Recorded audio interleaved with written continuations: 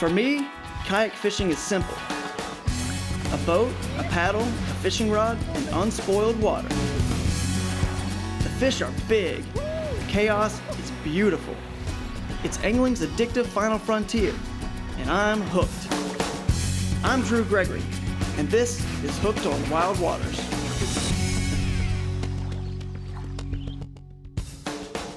Drew Gregory's Hooked on Wild Waters has been brought to you by River Bassin Tournament Trail. No egos, just fun.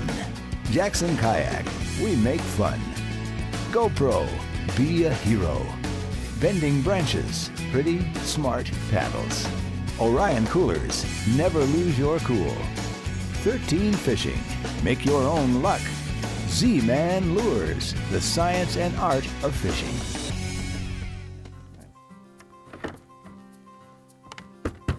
You guys have all heard the phrase, there's 1,000 ways to skin a cat, right? Well, there's about 1,000 ways you can go river bassing and access different rivers, different size rivers. And usually I do a float trip from point A to point B, right? However, you don't always have to do that because maybe you don't have the time to do it.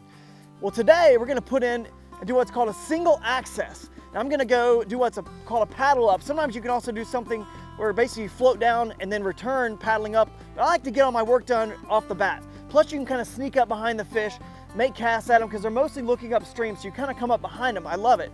But think about it, rivers and creeks, when you're doing your scouting and you find a really good looking spot on a river, you can't just get there if you want to. Like when you put in a bass boat on a lake, you can put in and go wherever you want. You have to be creative when you go river bass and you fish wild waters. Today we're gonna creatively put in, get all the way upstream. This is the only way we're gonna be able to access this kind of water. Now look here, this is wild waters, and this, believe it or not, is where you can catch some big fish.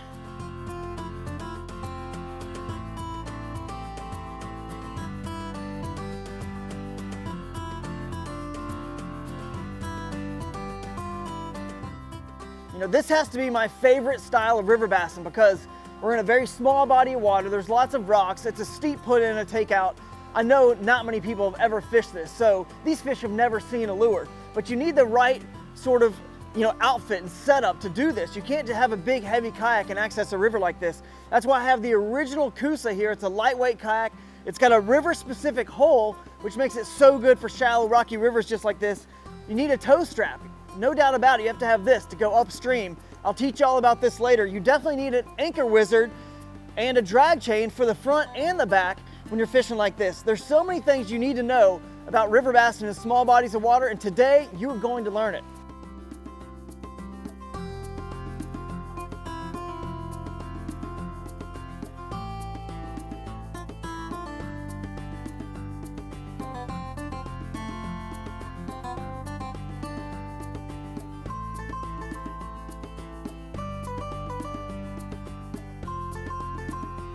We are in. Normally this is where I pick up my paddle. You probably noticed, and we start paddling downstream. Not today. All we need is this tether right here. Until I get above these rocks, this rapid right here, I can't paddle. It's all a wade trip. You gotta be careful. The rocks are treacherous, but there can be big fish in spots like this. I've never fished this spot, so I'm gonna find out today. You guys are gonna come along with me. Wait, oh, small fish. Oh, did you see him? Small fish, first cast. That's either a good thing or a bad thing. I'm gonna take it as a good thing. This is the place where you may not expect to catch the biggest fish in the world, but again, wild waters is sometimes about just the adventure, the exploration of catching fish in a place that nobody else is really fishing. It's probably gonna be a numbers game today, but my goal is always to catch the biggest fish possible in the water that I'm fishing. So if that happens to be a 15, 16 incher, so be it. I'm gonna have a blast doing it.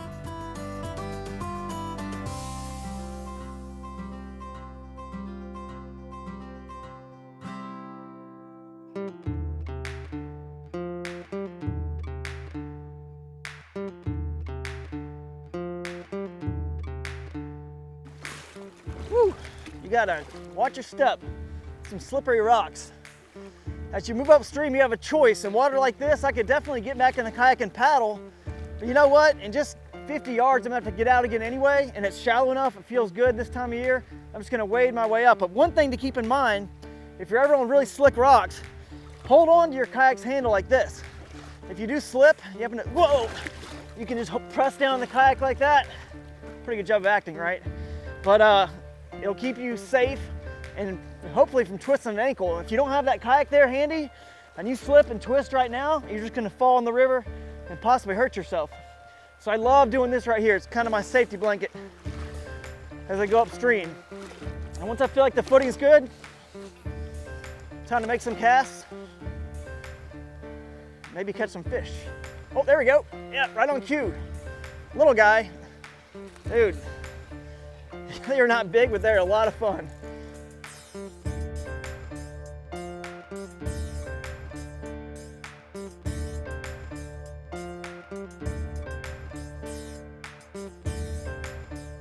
So basically what you're gonna get here today is River Bassin 101. And right now I'm standing in basically a run. This is a ripple, it's what we call a run, it's shallow. Right above here you can see this little ripple. It gets glassy and smooth. This right here, this water that's just in front of this ripple is called the push water. Some people call it the pressure wave. But basically small creeks and rivers like this, they have ripples and runs and they have pools. And this is a pool above here. Pools are deeper. A lot of times your bigger fish will be there right near the ripple, this sort of run. So let's make a cast. You never want to get real close to it because they can be right there where that water, that slick water meets that rough water. So you want to stand back like I am first, make some casts just like this, throw this top water, and we'll see if we can't get one hanging out in that push water. Sometimes they'll chase it right down the rapid. They'll just chase it right down.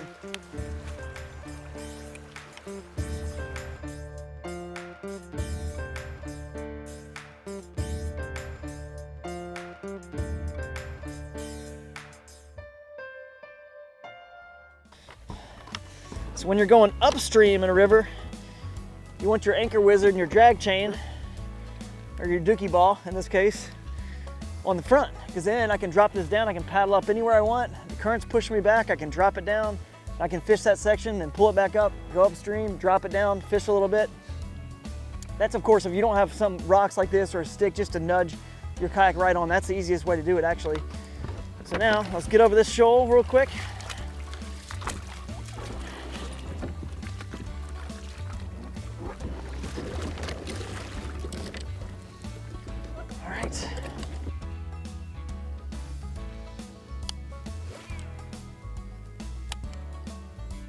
I was really surprised to see how many red breasts are in this creek, and they are a ton of fun to catch. They're always nipping at my bass baits. Oh, red breast. Nice. Finally. You know, a lot of the bycatch in small creeks and rivers are red breast, brim, all kinds of panfish you're gonna catch. I mean, they're not humongous. None of these fish are big so far. Believe me, they get a lot bigger. But look how beautiful this thing is. This is just incredible. I mean, you can catch these all day long.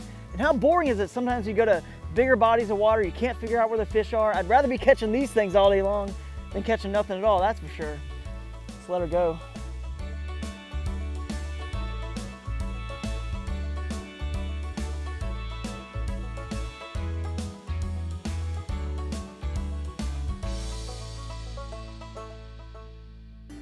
I'm gonna work just the side of this hole first, just in case there's more than one fish there. You can get one out of there first and catch another one. Oh, I just got bit by something. I'm actually winding in my spinnerbait, and right when I bring it in, I always kind of make my way into the transition for the next cast, you know what I mean? And when I do that, I make my cast, and all of a sudden, I kind of hear something and felt something kind of just go flying off into the woods, and I heard it, and I was like, what in the world? Maybe on the far, oh my goodness, I just tossed a fish. I was going back to cast and I just tossed a fish 40 foot up on the bank. Where'd he go? There he is, sorry buddy. Oh no. There he is right here. It's like a little bluegill. Look at this guy, I'm sorry man. I slung him. That's a good like 20, 30 feet on the bank. Sorry, dude. Sorry. I've seen fish grab your skirts and they won't let go of your spinnerbait skirts before. Happens all the time, you know. But once you get them out of the water, maybe a foot they let go. I've never had one hold on long enough to like let me sling it back into the woods.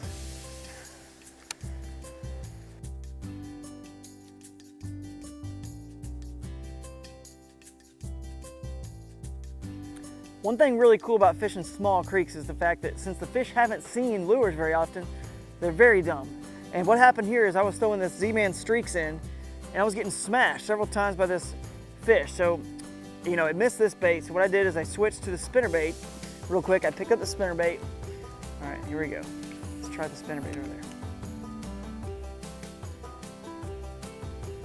there. Oh, there she is. Oh yeah. Here we go. Oh, it's a largemouth. Thought that was a smallmouth the whole time. Definitely an aggressive fish. She wanted to be caught.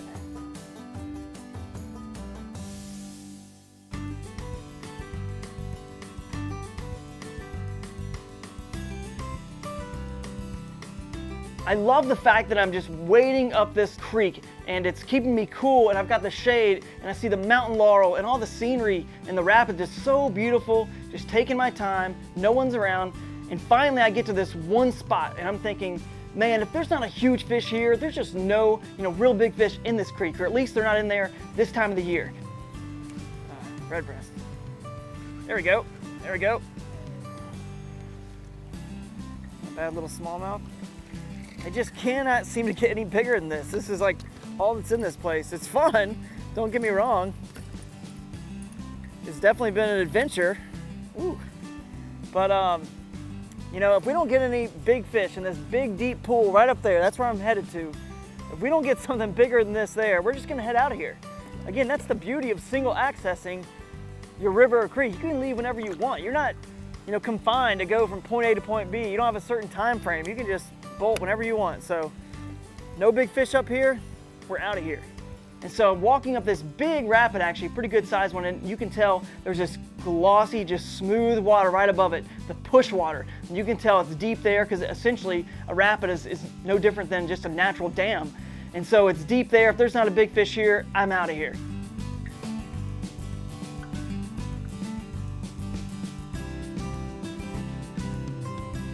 I make a cast as I'm wading up this rapid, and sure enough, I'm working my bait quick, and right before the rapid, wham, this fish bites, jumps, it's going crazy, I'm fighting it down the rapid.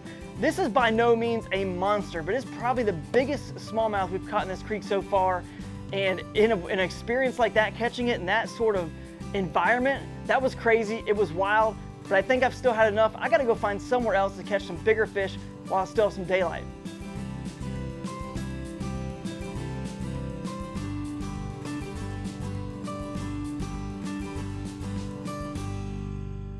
So I'm looking at Google Maps on my phone. I gotta find a place to catch a fish. There's only so much daylight left. And I realize I'm not too far away from some quarry lakes. Now it's a gamble, believe me, I know, but if you knock on a few doors, as we've seen in episodes past, you can get permission to fish these quarries.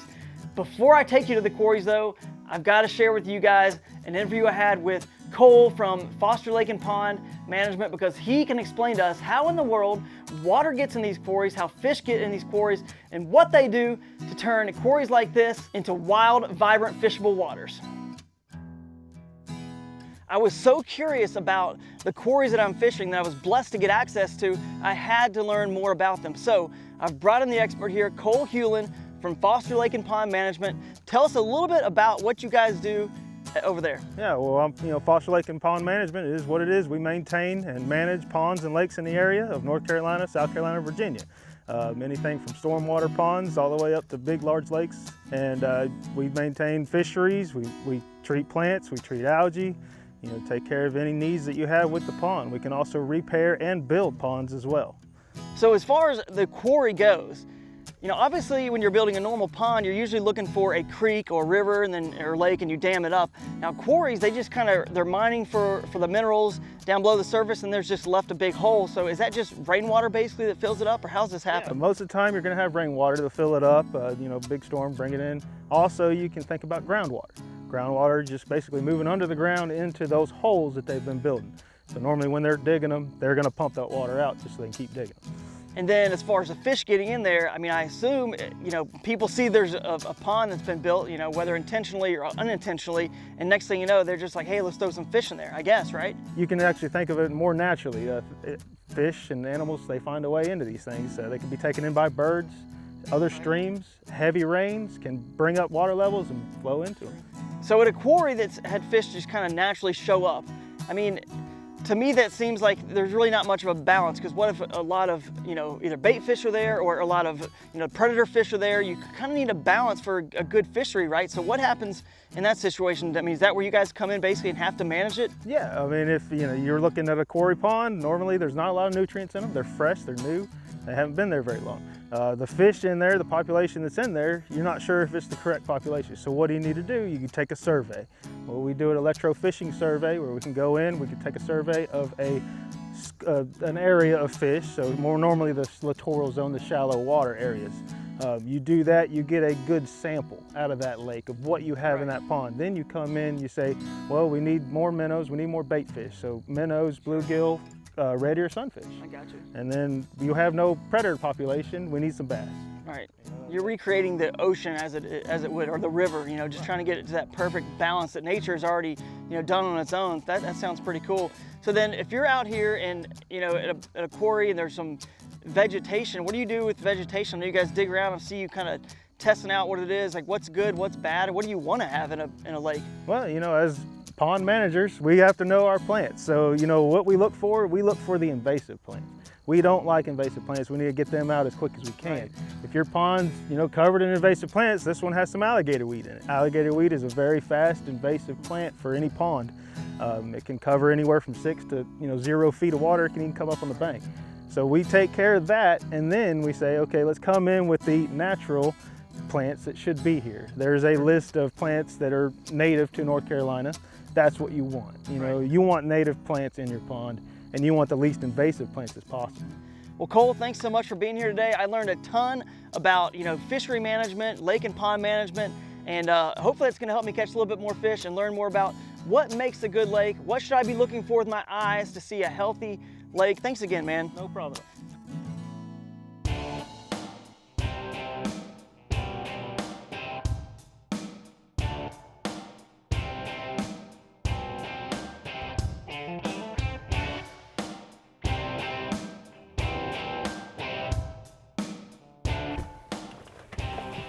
You will never believe what just happened to me. So I pull up Google Maps on my phone right when I get out of the creek, looking for a new place to fish. And I see these quarries that are nearby, and no one ever lets you fish quarries, right? I go over there in true Drew Gregory style. I knock on the door, and they said, yes, I can fish their lakes. And you've got to see what these lakes look like. They're amazing. I mean, the aqua blue in some of these lakes, and then the deep dark black on the older lakes is incredible. There's no telling how old these lakes are. And the fact that nobody's ever fished these, who knows what's in here? There could be some giants. It does not get any wilder than that.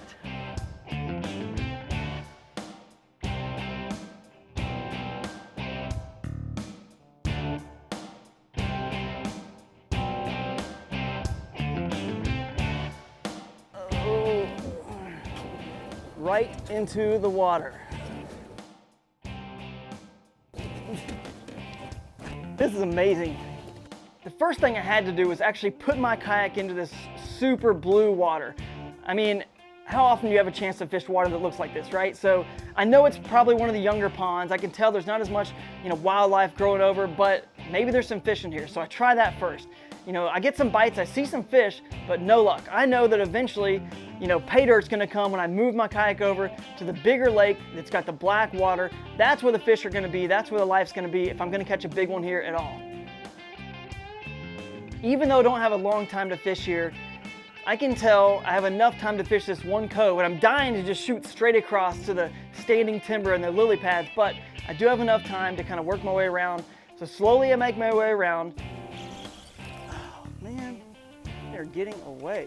Eventually I get to the spot, and this is gonna be where if there's a big fish, it's gotta be here. I'm working this Z-Man Streakz just on the surface, kind of in the vegetation, twitch. And at one point I kind of stop because I see a fish coming over and investigating it, but he doesn't want to bite it, and it's kind of hung up in the vegetation. So I bend down, I'm gonna pick up another rod, and all of a sudden I hear this smash. You get it? You get it while it's been down. It's a good one too. Oh shoot, I got the other rod in my hand.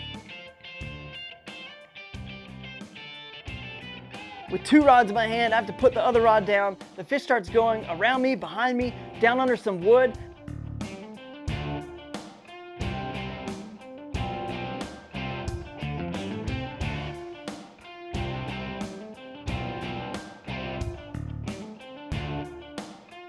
Woo! Oh yeah, it's a nice one too. That's a way to end the day right there. Wow, out of nowhere, she just crushed it. I was reaching down for my other lure because I saw a different fish that was smaller. And I guess that competitive nature just got to him, and this big girl just came out there and nailed it. Wow. Now this is hooked on wild waters. This is the big fish I was waiting for. My gamble paid off. I left the creek, I found the big fish. I had quite the adventure.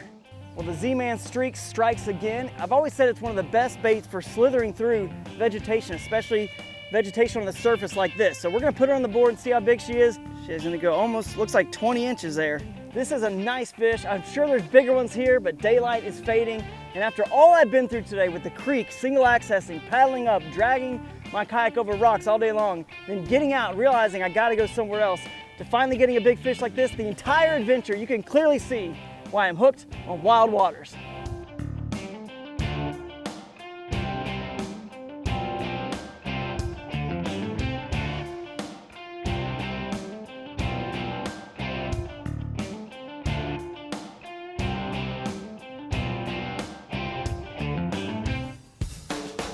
Drew Gregory's Hooked on Wild Waters has been brought to you by River Bassin Tournament Trail. No egos, just fun. Jackson Kayak, we make fun. GoPro, be a hero. Bending Branches, pretty, smart paddles. Orion Coolers, never lose your cool. 13 Fishing, make your own luck. Z-Man Lures, the science and art of fishing.